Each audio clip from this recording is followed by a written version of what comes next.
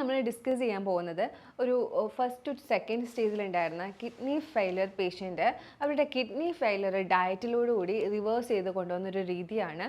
ഈ ഒരു പേഷ്യൻ്റ് വന്നിട്ട് അനാവശ്യമായിട്ട് മെഡിസിൻ കഴിച്ച് ഉണ്ടായ ഒരു കിഡ്നി ഫെയിലിയർ ആയിരുന്നില്ല. ഇവർക്ക് ഒരു വൈറൽ ഫീവർ വന്നതിൻ്റെ ഭാഗമായിട്ട് 1 മന്ത് ഹൈ ഡോസ് മെഡിക്കേഷൻ കാര്യങ്ങളൊക്കെ എടുത്തതിന് ശേഷം പതുക്കെ ഒരു 2 to 3 മന്തിനിടയിൽ അവർക്ക് ഡെവലപ്പായ ഒരു കിഡ്നി പ്രോബ്ലംസ് ആയിരുന്നു. മാത്രമല്ല ഈ ഒരു പേഷ്യൻ്റ് 20 to 25 ഇയേഴ്സ് ഒക്കെ ഡയബറ്റിക് ഹിസ്റ്ററി ഉള്ളൊരു പേഷ്യൻ്റും ആയിരുന്നു. ഈ ഒരു ഡയബറ്റീസ് അത്ര കൺട്രോൾഡ് ഒന്നും അല്ലാത്ത ഒരു പേഷ്യൻ്റ് ആയിരുന്നു.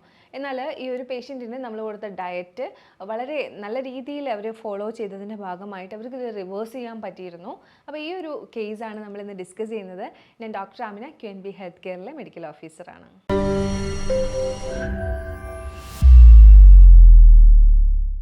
കിഡ്നി പേഷ്യൻ്റ് എന്ന് പറയുമ്പോൾ ഇന്ന് കൂടി വരുന്ന ഒരു കാലമാണ്. ഒരു പഞ്ചായത്തിൽ 10,000 to 15,000 ആളുകൾ ഉണ്ടെങ്കിൽ അതിൽ 1000 പേർക്കൊക്കെ കിഡ്നി ഡിസീസസ് കണ്ടുവരുന്നുണ്ട് എന്നാണ് പറയുന്നത്. ഇതിന് പ്രധാനമായിട്ടുള്ള കാരണം എന്ന് പറഞ്ഞാൽ പെട്ടെന്ന് അഡ്വാൻസ് ആയിട്ട് പെട്ടെന്ന് നമുക്ക് കണ്ടുപിടിക്കാൻ പറ്റുന്നില്ല. ഏർലി സ്റ്റേജിൽ ഈ ഒരു കിഡ്നി ഡിസോർഡർ അറിയുന്നില്ല എന്നുള്ളതാണ്. കിഡ്നി ഡിസീസ് പെട്ടെന്ന് നമുക്ക് പ്രസൻറ്റ് ചെയ്യില്ല. ഫസ്റ്റ് ടു സെക്കൻഡ് സ്റ്റേജിലൊന്നും പെട്ടെന്ന് പ്രസൻറ്റ് ചെയ്യില്ല.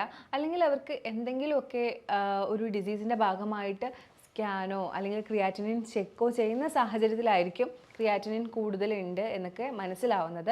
അതിൽ പോലും ക്രിയാറ്റിനിലും ഒരു 1 to 2 സ്റ്റേജിലൊന്നും വലുതായിട്ട് മാറ്റങ്ങൾ വരുന്നില്ല. അതുകൊണ്ട് തന്നെയാണ് കിഡ്നി പ്രോബ്ലംസ് എപ്പോഴും ഡയാലിസിസിലേക്ക് ചെന്നെത്തുന്നത്. ഈ ഒരു പേഷ്യൻ്റ് ഡയബറ്റിക് ആയിരുന്നു. അതിൻ്റെ കൂട്ടത്തിൽ അവർക്ക് ഒരു വൈറൽ ഫീവർ വന്നിട്ട് അവരൊരു 1 മന്ത് അഡ്മിറ്റ് ആയിരുന്നു. അപ്പോൾ ആ ഒരു സാഹചര്യത്തിലാണ് ആ ഒരു ട്രീറ്റ്മെൻറ്റ് കാര്യങ്ങളൊക്കെ കഴിഞ്ഞതിന് ശേഷം ഒരു ഡയറ്റ് വേണം, എനിക്കിത് റിവേഴ്സ് ചെയ്യണം, ഈവൻ കിഡ്നി പ്രോബ്ലം വന്നത് ഡയബറ്റീസ് കാരണമാണ്, അതിൻ്റെ മരുന്നുകൾ കാരണമാണ് എന്നൊക്കെ ഉള്ള ഒരു തിരിച്ചറിവിൽ എനിക്കൊരു ഡയറ്റ് ചെയ്യണം എന്നുള്ള ഒരു ദൃഢമായിട്ടുള്ള തീരുമാനത്തോടു കൂടി എൻ്റെ അടുത്ത് വരുന്നത്. അന്ന് ഞാൻ കൊടുത്ത ഡയറ്റിൽ മെയിനായിട്ട് ഫോക്കസ് ചെയ്തത് പൊട്ടാസ്യം കുറച്ച് ഉള്ള ഒരു ഡയറ്റ് ആയിരിക്കണം എന്നുള്ളതാണ്.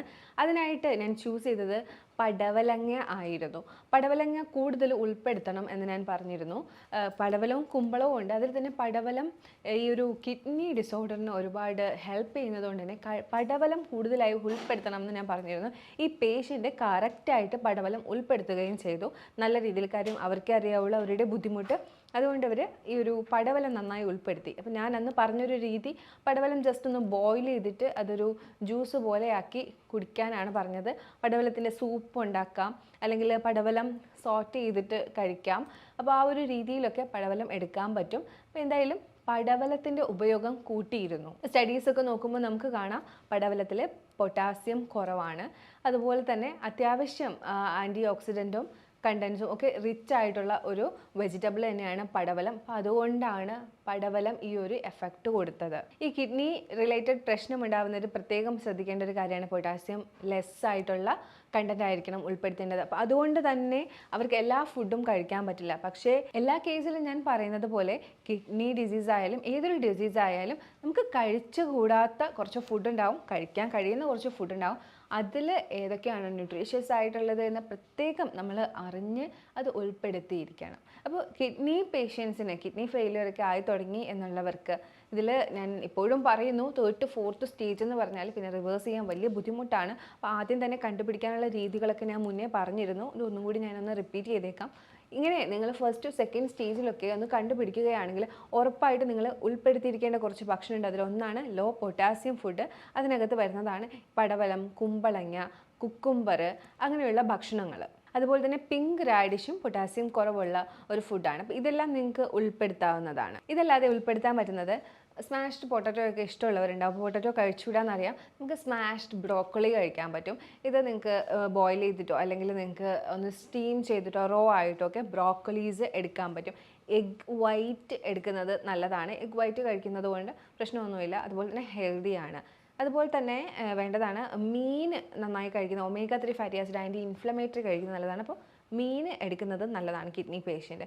ചെറു മത്സ്യങ്ങളൊക്കെ എടുത്തു കഴിഞ്ഞാൽ നല്ലതാണ്. അതുപോലെ കിഡ്നി പേഷ്യൻസ് ബെറീസ് ഉൾപ്പെടുത്താം. സ്ട്രോബെറീസ്, ബ്ലൂബെറീസ് പോലത്തെ ബെറീസ്, ആൻറ്റി ഓക്സിഡൻറ്റ് റിച്ച് ആയിട്ടുള്ള ബെറീസ് അവർക്ക് ഉൾപ്പെടുത്താം. കിഡ്നി പേഷ്യൻ്റ് തൊടാനേ പാടില്ലാത്ത കുറച്ച് ഫുഡുകളുണ്ട്. അതിനെക്കുറിച്ച് നമുക്കിനി ഒന്ന് സംസാരിക്കാം. മീറ്റ് ഡയറി പ്രോഡക്റ്റ് ഇത് കിഡ്നി പേഷ്യൻ്റ് എടുക്കരുത്. കാര്യം ഇതിൻ്റെ മെറ്റബോളിസം കിഡ്നിക്ക് ലോഡാണ്. അതുപോലെ തന്നെ ബട്ടറിനകത്ത് കലറി കൂടുതലാണ്, അതുപോലെ തന്നെ ട്രാൻസ് ഫാറ്റ് കൂടുതലാണ്. അപ്പോൾ അതുകൊണ്ട് ബട്ടർ എടുക്കുന്നതും കിഡ്നി പേഷ്യൻസിന് നല്ലതല്ല. മയോണൈസ് എടുക്കുന്നതും നല്ലതല്ല. മയോസൊക്കെ ഉണ്ടാവുമല്ലോ, ഗ്രീസി ടെക്സ്ചറുള്ള, അപ്പോൾ ട്രാൻസ് ഫാറ്റ് ഒക്കെ കൂടുതലായതുകൊണ്ട് അത് എടുക്കുന്നതും നല്ലതല്ല. കിഡ്നി പേഷ്യൻസിന് എന്തായാലും ഹൈലി പ്രോസസ്ഡ് ആയിട്ടുള്ള ഫുഡ് എടുക്കുന്നത് നല്ലതല്ല. അതിൽ തന്നെ പാക്കറ്റ് ഫുഡ്സിൽ ഈ ഫ്രോസൺ മീൽസ് ഒക്കെ ഉണ്ടാവും. ഈ കപ്പയൊക്കെ ജസ്റ്റ് ചൂടുവെള്ളത്തിലിട്ട് നമ്മൾ കഴിക്കുന്ന ആ ഒരു രീതിയിൽ ഉണ്ടാക്കുമ്പോൾ അതിനകത്ത് കൂടുതലായിട്ടും സോഡിയം നൈട്രേറ്റ് കൂടുതലായിരിക്കും. അപ്പോൾ ഇങ്ങനെ സോഡിയം നൈട്രേറ്റ് ഒക്കെ കൂടിയ ഫുഡ് നമ്മൾ എടുക്കാൻ പാടില്ല. ഹൈലി പ്രോസസ്ഡ് ആയിട്ടുള്ള ഫുഡ് കിഡ്നി പേഷ്യൻസ് എടുക്കാൻ പാടില്ല. അതുപോലെ പ്രോസസ്ഡ് മീറ്റ്, പുറത്തൊക്കെയാണ് താമസിക്കുന്നതെങ്കിൽ പ്രോസസ്ഡ് മീറ്റിൻ്റെ ഉപയോഗം കൂടുതലായിരിക്കും. അപ്പം പ്രോസസ്ഡ് മീറ്റും ഇത്തരം ആളുകൾ യൂസ് ചെയ്യാൻ പാടില്ല. അതുപോലെ തന്നെ ചിപ്സ്, ക്രാക്കേഴ്സ് അങ്ങനെയുള്ളവയിൽ പ്രോസസ്ഡ് ആയിട്ടുള്ള കണ്ടൻറ്റുകൾ വളരെ കൂടുതലാണ്. അപ്പോൾ അതും ഉപയോഗിക്കാൻ പാടില്ല.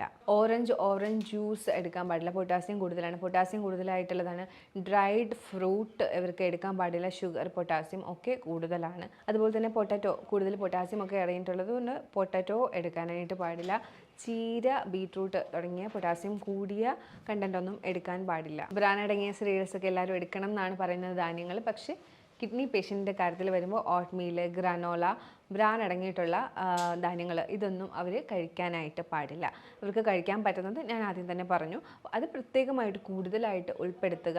പൊട്ടാസ്യം കുറഞ്ഞ രീതിയിലുള്ള ഡയറ്റാണ് എപ്പോഴും ഒരു കിഡ്നി പേഷ്യൻ്റ് ഫോളോ ചെയ്യാനായിട്ടുള്ളത്. പിന്നെ വെള്ളത്തിൻ്റെ ഉപയോഗം നിങ്ങളെപ്പോഴും കൺട്രോൾ ചെയ്യുക. കുറച്ച് വെള്ളമായിരിക്കും അവർക്ക് കുടിക്കാൻ പറ്റുന്നത്, ഒരു 1 ലിറ്ററിന് താഴെയൊക്കെ വരുന്ന അളവിൽ. അപ്പോൾ ആ ഒരു വെള്ളം കൃത്യമായിട്ടുള്ള സമയങ്ങളിൽ കുടിക്കുക.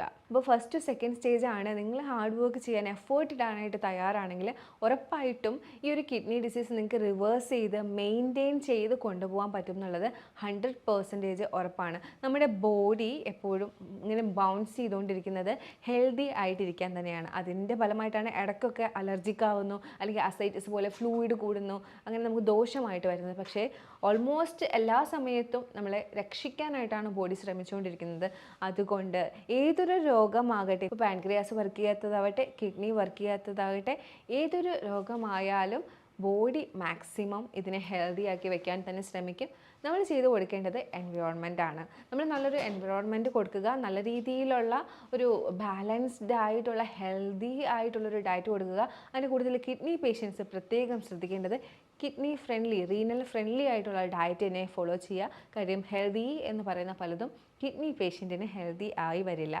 കിഡ്നി പേഷ്യൻറ്റിന് അത് നെഗറ്റീവായിട്ട് ബാധിക്കാനുള്ള സാധ്യതയുണ്ട്. അതുകൊണ്ട് ഈ പറഞ്ഞ കാര്യങ്ങളൊക്കെ പ്രത്യേകമായിട്ട് ശ്രദ്ധിക്കുക. ഇനി എനിക്ക് പറയാനുള്ളത്, ഞാൻ എപ്പോഴും പറയുന്ന പോലെ കിഡ്നിയുടെ ഹെൽത്ത് അറിയാനായിട്ട് കുറച്ച് ബുദ്ധിമുട്ടാണ്. ആദ്യം തന്നെ അത് കണ്ടുപിടിക്കാൻ പറ്റില്ല. പ്രത്യേകിച്ച് ഡെവലപ്പിംഗ് ആയിട്ടുള്ള നമ്മുടെ കൺട്രിയിലൊക്കെ കിഡ്നിയുടെ ഹെൽത്ത് പ്രോബ്ലംസ് ഒക്കെ അറിയുന്നത് ലാസ്റ്റ് ഒരു 3rd സ്റ്റേജെങ്കിലും ആകുമ്പോഴാണ്. അതിന് പ്രധാന കാര്യം നമ്മളൊക്കെ എപ്പോഴും പറയാറുണ്ട്, കിഡ്നി ഡിസീസ് ആണെങ്കിൽ മുഖത്ത് നീര് വരും, കാലിൽ നീര് വരും. പക്ഷേ ഇതൊക്കെ ഒരു ലാസ്റ്റ് സ്റ്റേജ് എത്തുമ്പോൾ പ്രകടിപ്പിക്കുന്നതാണ്. ഈവൻ മൂത്രക്കടച്ചിൽ പോലും ആ ഒരു എരിച്ചിലൊക്കെ ഉണ്ടാവണമെങ്കിൽ പോലും ഒരു 3rd സ്റ്റേജിന് മുകളിൽ വരണം. അപ്പോൾ ഈ 1st to 2nd സ്റ്റേജ്, ഒരു ഏർലി സ്റ്റേജിൽ നമ്മൾ അറിയണമെന്നുണ്ടെങ്കിൽ ഒരു വർഷം 6 മാസത്തിലൊരിക്കലും നിങ്ങൾ സാധാരണ ബ്ലഡ് ടെസ്റ്റുകൾ ചെയ്യുന്ന സമയത്ത് EGFR ഒന്ന് നോക്കുക. അതായത് എസ്റ്റിമേറ്റ് ഗ്ലോമറുലാർ ഫിൽട്രേഷൻ റേറ്റ് ആണ്. അതങ്ങനെ അധികം ആരും നോക്കാറില്ല. ഒരു 200 to 300 രൂപയുടെ അകത്ത് നിങ്ങൾക്ക് ചെയ്യാൻ പറ്റുന്ന ഒരു ടെസ്റ്റാണ്.